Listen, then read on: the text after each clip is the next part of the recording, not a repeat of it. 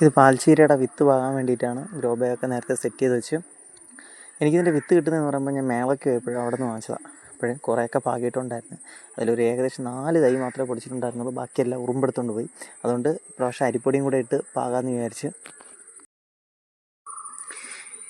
കുറച്ച് വിത്തല്ലേ ഉള്ളൂ. അപ്പോഴെന്തായാലും രണ്ടും കൂടെ മിക്സ് ചെയ്ത് പാകി കഴിഞ്ഞ് കഴിഞ്ഞാൽ എന്തായാലും ഉറുമ്പ് അരിപ്പൊടി മാത്രമേ കൊണ്ടുപോകുള്ളൂ എന്നാണ് എൻ്റെ ഒരു വിശ്വാസം. അങ്ങനെ രണ്ടും കൂടെ മിക്സ് ചെയ്ത് ഗ്രോ ബാഗിലോട്ടിടാം.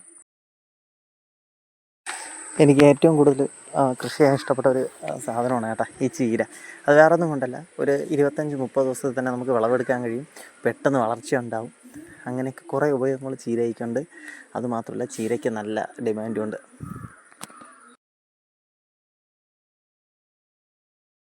ഞാൻ കയ്യിലുണ്ടായിരുന്ന കുറച്ച് വിത്ത് മാത്രമേ പാകിയിട്ടുള്ളൂ, എല്ലാം എടുത്തിട്ടില്ല. ഇപ്പം മഴ സമയമൊക്കെയാണ്. അപ്പോൾ അതുകൊണ്ട് ഫുള്ള് വിട്ട് കഴിഞ്ഞാൽ നമുക്ക് പറയാൻ പറ്റത്തില്ല. ഇതിൻ്റെ ബാക്കി അപ്ഡേറ്റ് ഞാൻ അടുത്ത വീഡിയോയിൽ എന്തായാലും ഉൾപ്പെടുത്തുന്നുണ്ട്.